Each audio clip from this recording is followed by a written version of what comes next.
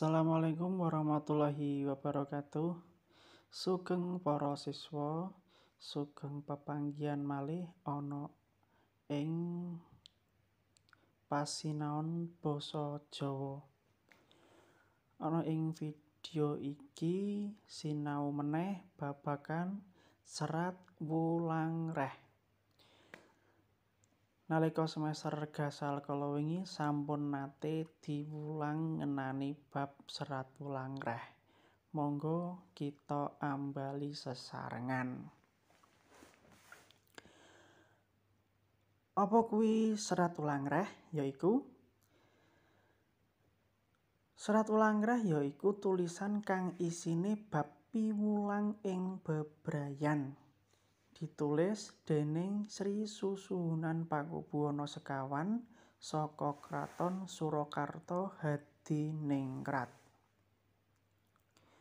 Tulisan ing serat wulang reh iku awujud tembang macapat antarane setunggal pupuh dandang gula, pupuh kinanthi, pupuh durma, pupuh pangkur, pupuh gambuh, pupuh mijil, pupuh mas kumambang, pupuh pocung, pupuh megatruh, pupuh sinom, lan pungkasan pupuh asmarandana.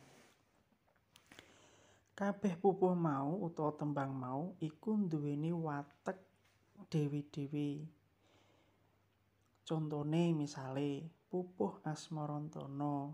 Pupuh asmarandana utawa tembang asmarandana iku isine yaiku babagan asmara antarane wong lanang lan wong wadon.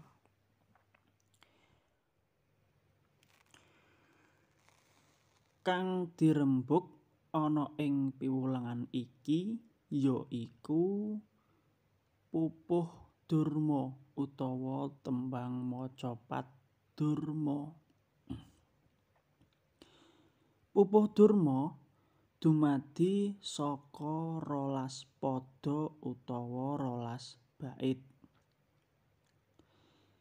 Isine pupuh durma yaiku carane ngendhaleni hawa nepsu, yaiku dadi wong aja gumedhe utawa angkuh, aja seneng nyacat utawa maido, lan nyalah-nyalahake utawa ngritik marang wong liya. Isine tembang iki arupa piwulang kang jumbuh karo nilai-nilai karakter bangsa. Panulise pupuh durma arupa tembang.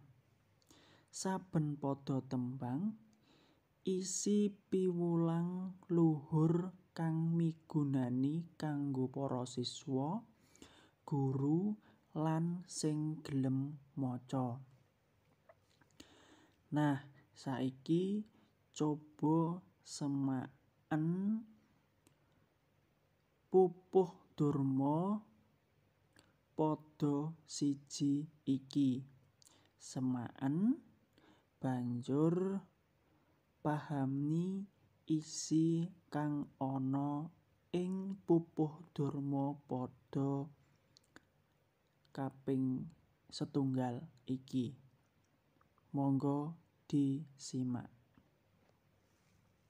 Sekar macapat durma laras pelog pathet barang. Dipun sami ambanting ing badanira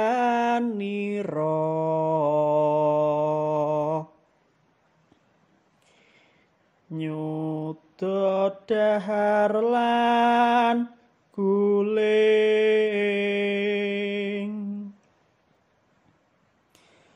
darapon suda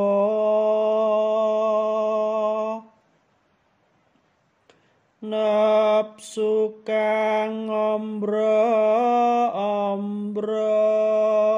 「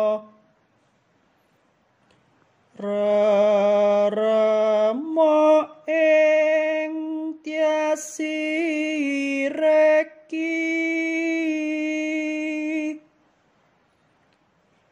dadya sabarang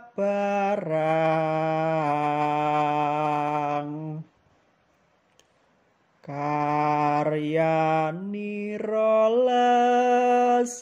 lestari.